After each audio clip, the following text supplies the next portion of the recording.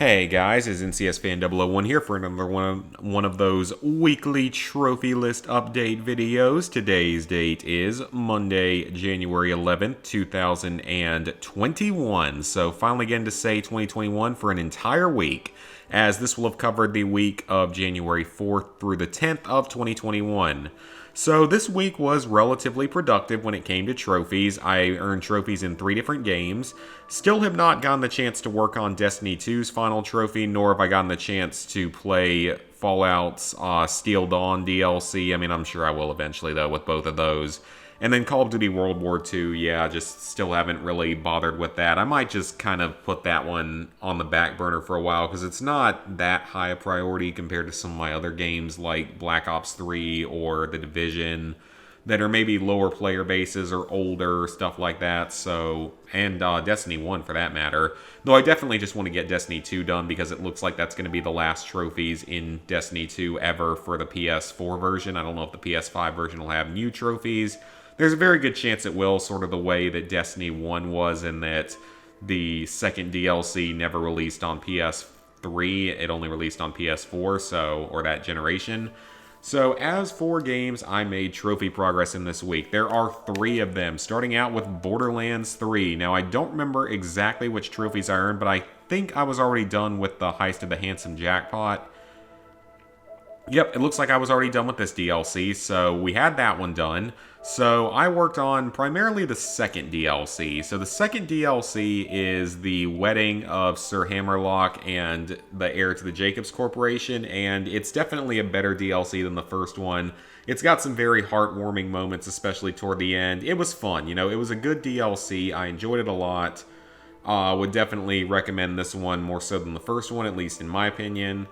But as for the trophies, this one is a little bit more difficult, and, well, not really more difficult, it's just definitely more time-consuming, though. I think it's the most time-consuming of the first 3. I don't know how it'll compare to the 4th one, but for this DLC, you're going to get these first 3 trophies just by completing the story, so those are all from the story missions, nothing to worry about with those. But then you have this one. Now, people initially thought this trophy was missable. It is not, though. You can go back to the Nagol something, Neshi area, whatever it's called. It's the one that starts with 2 N's. You can return to that area and run through it to the boss fight, and Death Trap will always be there. And he will sometimes kill the regular enemies, but he'll also fight the boss. So it requires quite a bit of time to grind this one out if you don't get it by the time you finish the main story, which there's honestly a good chance you won't, because a lot of it comes down to luck as to whether or not, 1, Death Trap actually gets the kills, 2, exactly what you have to be doing, because some people say he just has to be the one that gets the kills, others say you have to be looking at him, or others say you have to be looking at the enemy he kills.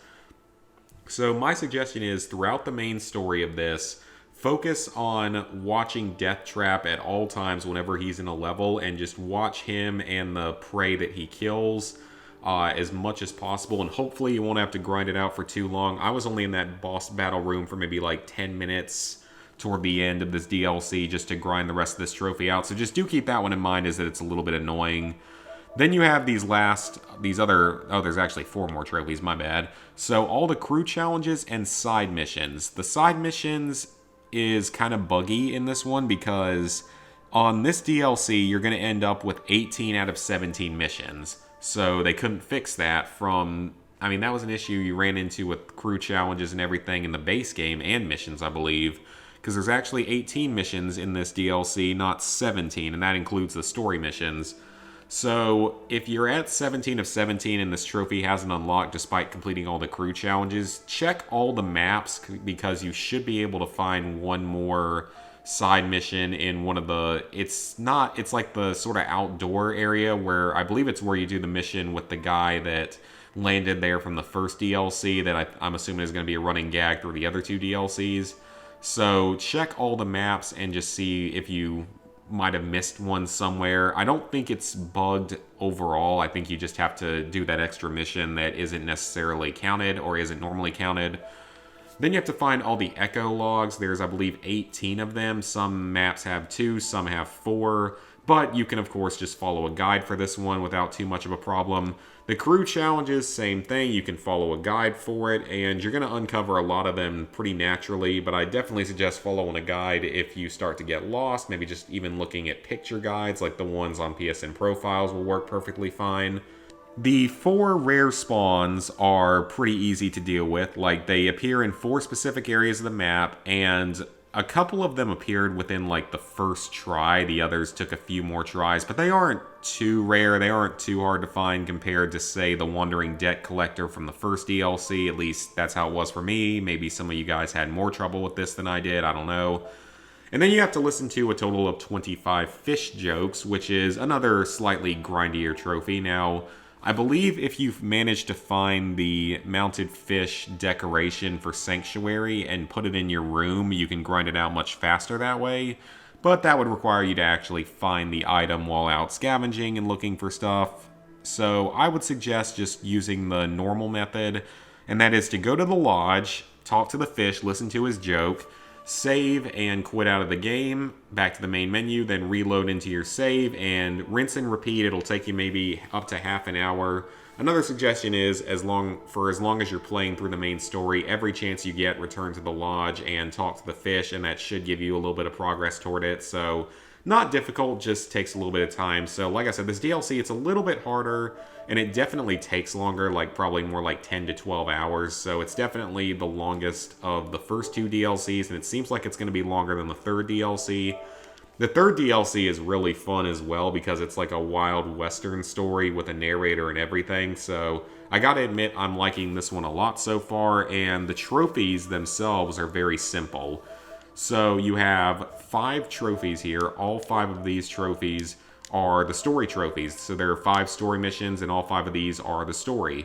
However, I have heard that this one, which I believe is for finishing the 5th and final story mission, can be bugged. So I would recommend that before you start on this one, quit out of the game and back up your save so that you can reload it if something goes wrong. But otherwise, those 5 trophies are all just going to come from completing the story. Otherwise, you have to complete all the crew challenges and all the side missions. There aren't a ton of side missions. I think there's only like 12 side missions or something, so it's not a ton in this DLC compared to the previous one. There are a lot more crew challenges, though. There are definitely more crew challenges because you have to do like all the bounties and stuff. So there's like more than 20 crew challenges, I believe, in this DLC. So it is going to take a little bit longer to get through all those, and a couple of the maps are pretty big and kind of intricate. And then this gold trophy is almost like a platinum trophy because it's just unlocked by getting all the other trophies, so all the side missions, primary missions, and crew challenges. So that's nothing too much to worry about. It doesn't seem like it's going to be too difficult, but it's fun, you know, it's a good DLC so far.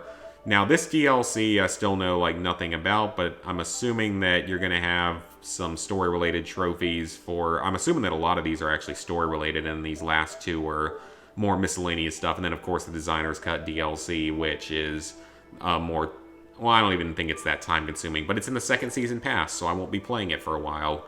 Next up, Overcooked II. I earned the Platinum Trophy this week, which is awesome. So, Overcooked II is a relatively easy Platinum Trophy as long as you have a good partner to play it with and can, you know, communicate fairly well.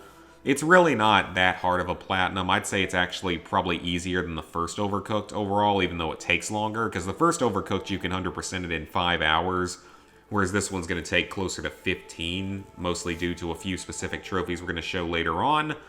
So you have to complete the main story, which is pretty typical, just complete all the levels. But then you have to get 3 stars on all the levels in the game, as well as the Kevin levels, or the Kevils. So those are unlocked by achieving certain things in specifically marked missions. So the levels that unlock the Kevin levels have like a white dot on top of the flagpole. And you have to do something in those levels. Usually it's sort of related to getting 3 stars, but it's usually like get a certain combo or a certain number of points in order to unlock the Kevin levels, and then you have to complete the Kevin levels with 3 stars. The Kevin levels are usually just a little bit harder than the main levels, but for the most part, there aren't too many difficult levels in this game, and I would recommend doing everything in 2-player. That's where I found it to be the easiest. But there are going to be a few levels where it's easier to go in and do them solo because the point requirements are much lower in solo in most of the levels. So there's going to be a few times where that's better. The main problem with solo is that you cut significantly slower. You do all your tasks a lot slower.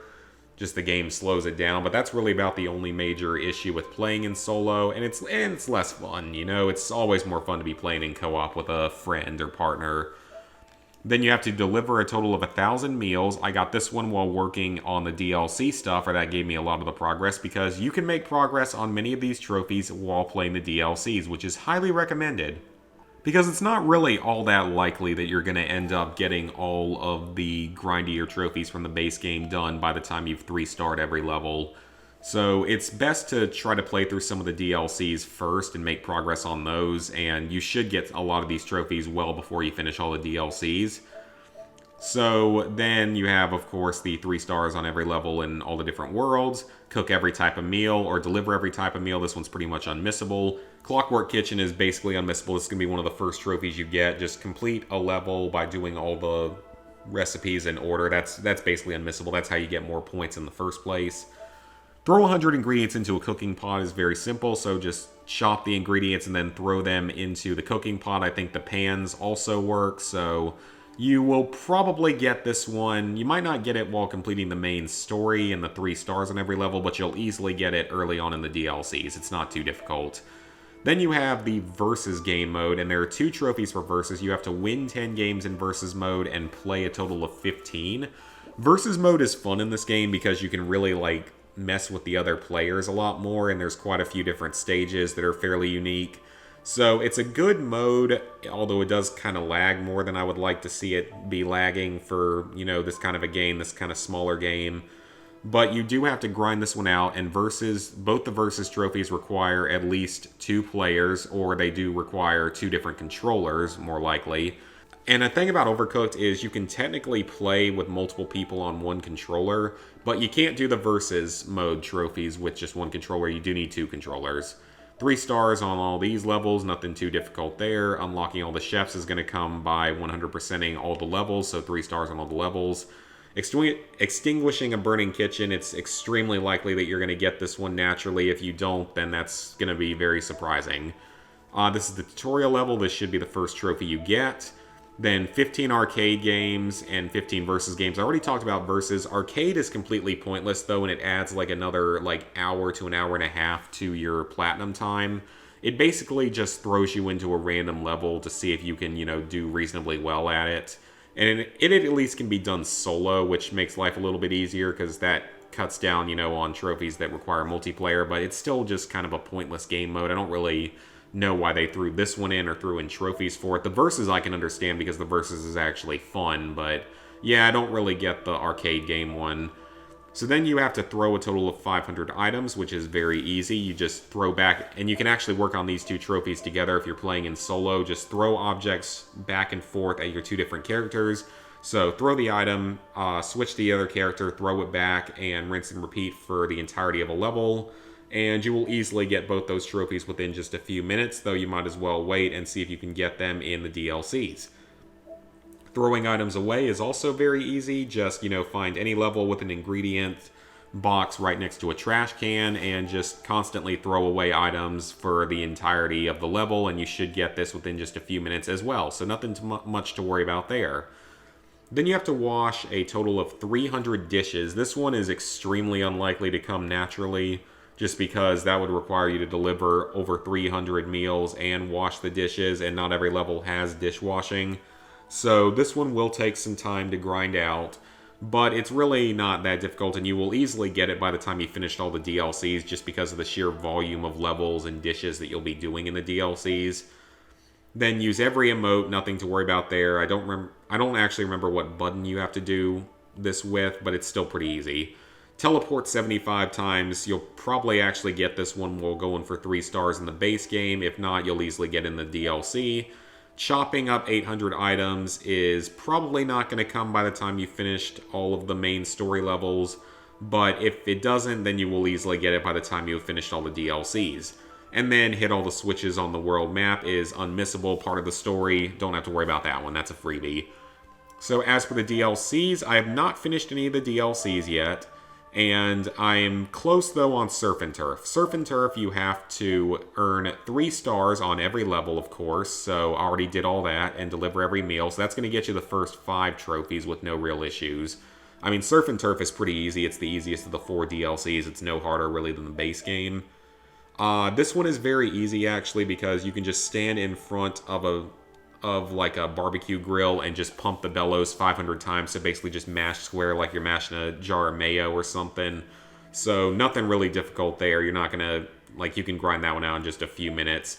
This one is a little bit more of a problem because not every level has the water gun to wash stuff with. And if you're playing solo, you're gonna be delivering so few meals because of it being solo, because you cut everything slower, that it's not gonna grind it out that quickly. So I would assume I'm probably like halfway through this because I played a lot of arcade and versus levels in a level that had a water gun just so I could work on this, but I'm probably like only halfway to maybe 2/3 of the way through. So that one's going to be grindy, but I mean, I'll get done with it eventually. It's not hard, it's just kind of a grindier trophy. Campfire Cookoff is a little bit harder, but we have finished 3-starring all the levels in this one. So, by the way, for the DLCs, you do not have to do the Kevin levels, which is probably a good thing because Kevin 3 on Campfire Cookoff, I cannot unlock it. I am just struggling hard with unlocking it because it's actually earned from World 3-3, and the 3-star requirement for 3-3 is actually pretty easy. Like, that's not really that hard of a requirement. The problem is you have to get about twice the score for 3 stars to unlock the Kevin level. So I don't know how I did that on my alt account or how me and Blair did that on the alt account. I don't know how we got that, so I've tried it now solo and in co-op. We'll try it a few more times in co-op. I mean, I'm not going to lose any sleep over not getting that level unlocked, but I, like to do it so I could have like a true 100%. But otherwise, this DLC does have 2 miscellaneous trophies, taking items from backpacks and burning pieces of wood. I think there's a couple levels where you can try to combine these 2 together. If not, though, you can do the burning the wood on the very first level of the game very easily, and the backpacks on either the 2nd or 3rd level. One of those also has backpacks. I can't remember which one it is. So these aren't difficult, but they are definitely a little bit grindy. So this DLC is a little bit harder and a little bit more time-consuming than Surf and Turf. As for Night of the Hangry Horde, this is the hardest DLC because of the Horde levels. And so far on this one, we have 3-starred every level in World 1, as well as the first 3 Horde levels. And I believe there's 8 Horde levels. There's either 8 or 9 Horde levels. I believe it's 8, though. And then there's also fewer normal star levels in this DLC. You also have to burn coal in a furnace and chop ingredients with the guillotine. But you can actually grind the coal burning one very easily just by loading up one of the levels that has coal, and you can just spend the entire time burning coal and get this quite easily. Very easy ultra rare trophy there, even though I'm sure it's a lot more common on PSN profiles. Chopping ingredients with the guillotine is also fairly easy, but definitely a grind. And then 3-starring the normal star levels isn't too bad, I don't believe, but there might be a couple that were hard, and then the Horde levels get to be pretty tough by the end. And then Carnival of Chaos returns to the old formula, get 3 stars on every level, deliver all the meals, don't have to worry about the Kevin levels. Firing chefs from a cannon is pretty easy because you only have to do it 100 times. Same with adding mustard or ketchup, you only have to do it 100 times. So nothing much to worry about there. And finally, I worked on Spider-Man Miles Morales, Kilometer Morales, for those of you overseas, or basically anywhere that isn't the US. So this is a very easy platinum trophy, and it's a fairly short one. It doesn't take really any more than 20 hours, and I'm enjoying it a lot. It's extremely fun. The movement is fantastic. The combat's great. I mean, yes, it's a lot like the original Spider-Man game, but that's not a bad thing at all because it's fun and it plays very well. So as for the trophies, you have to unlock all the skills and 100% the game, which is a little bit of a grind, but not as much as the first game. There's less to do. The time capsules are a type of collectible. I haven't seen the postcards yet, but I assume that those are a type of collectible that'll appear on the map. The underground caches will appear on the map. They're a collectible type. Roxxon Labs and underground hideouts are another side objective that you can do. Purchase all the suits. It's just going to take some time to unlock everything. I assume that is a story-related or side mission-related trophy. Don't know where you're supposed to get this one at. I might want to look at the guide for this one. The 100 combo, there's a few different places that you can get it even early in the game, and I got it pretty much just by playing the game naturally so far, so I haven't any real issues with that. I won't actually look at any of the other trophies yet until I've earned more of them. But you have to get a spectacular or better in the different stealth challenges, the stealth challenge, the combat challenge. Complete every challenge once, and I'm assuming that this one is the transversal challenge. Yep, so you don't have to do that well with them, but I'd suggest doing well for the extra upgrades. This is the first trophy you're going to earn. You're going to get this midway through the first mission of the game. This one is a little bit after that. It's another, just story-related trophy that can't be missed. This is, I'm pretty sure that this one is required to forward the story, but it's technically one of the Spider App missions. So a lot of hidden trophies in this one. I'm not just going to look at all of them, though, because I don't want to spoil them or anything. And then you have to, this one is one of like 2 missable trophies in the game, even though there is a chapter select at the end of the game. So if you do miss them, you can just do them through chapter select, but it's technically a mission-specific trophy for that very first mission. It's pretty tough to miss, but apparently a lot of people do miss it, like only, 40% of players have it. There's one other trophy like that, but I'm not sure which one it is. And then you have to craft a mod for the suit and a mod for the visor. Those are both very easy. And then this one is a store-related trophy from very early in the game. And that's really it for now. So overall, it's a pretty easy platinum trophy. I haven't gotten too far into the game yet. I'm something like 24% game completion right now, but I haven't been playing for more than 5 hours, so probably less than that. So I'm definitely making progress on it. It's a lot shorter than the first game, but I mean, it's meant to be an expansion, and it's presumably never going to have DLC, which is also good. So, with that, level 713, 50%, 19,856 total trophies, 486 platinums, 2,807 golds, 5,302 silvers, 11,261 bronzes. So, plans for the upcoming week. Well, I hope to continue working on Overcooked 2 some more. Start working on those 3rd and 4th DLCs, the 3-star in them, then I can go back and do all the grindy stuff more on my own. So I'm going to continue working on those. I also got my GTA 5 $1 million for logging in this month, so got that done. The submarine's pretty awesome. I like having that thing a lot. It's just kind of fun to move around and shoot missiles out of. So Overcooked 2, of course, and Spiderman will both be worked on. And then otherwise, I'm not really sure. Probably Borderlands 3. Maybe I'll start another game. But I really got to get started on Far Cry 2 soon. Probably once I hit 490 platinums, I'll go ahead and start working on Far Cry 2. So within the next couple of weeks. Because, got to do it. Got to get that one done. But Destiny 2, I mean, got to get that one done too. I'm just being lazy about that. COD World War 2 might get put a little bit more on the back burner because it's not super high priority right now. But I guess we will have to see about all that. Now, as for this upcoming week, my family's actually coming down to visit starting on Thursday night through Sunday. Because they get off for MLK Day. I don't, but that's fine because, I mean, I get to see them. I get lots of free food, and they're bringing one of my dogs, the good dog that behaves. The other one's going to doggy, not obedience school, but just like a place the doggy spa, as we call it, because he doesn't know how to behave. But the older one gets to see me, and we get to eat lots of good food and stuff. But that'll be Thursday through Sunday, so I don't know if I will be streaming during those few days. I'm going to try to do a stream on Wednesday. Either on Tuesday or Wednesday, I'm going to try to do a stream, and it'll be Miles Morales, most likely. I mean, I would assume that's what it'll be, because I'm enjoying the game a lot and, want to play through it with you guys. So that's the plan for that. But then, of course, it'll be, maybe a stream later in the week. We got to do Modern Warfare 2019 handgun only. And once we get through that, we're done with the Call of Duty runs for now. And it looks like you guys overwhelmingly support a Fallout 4 casual playthrough. And I am actually really looking forward to that because it has been a long time since I played Fallout 4, especially the early parts of the game and stuff. So I think that'll be fun. So that'll be what we do once I finish Modern Warfare 2019 handgun run. So that is going to be it for this update, guys. Thank you guys for tuning in to it. Please like, favorite, share, comment. Let me know what you guys have been working on. Subscribe and ring the bell if you haven't already. And I will see you this week for all sorts of content.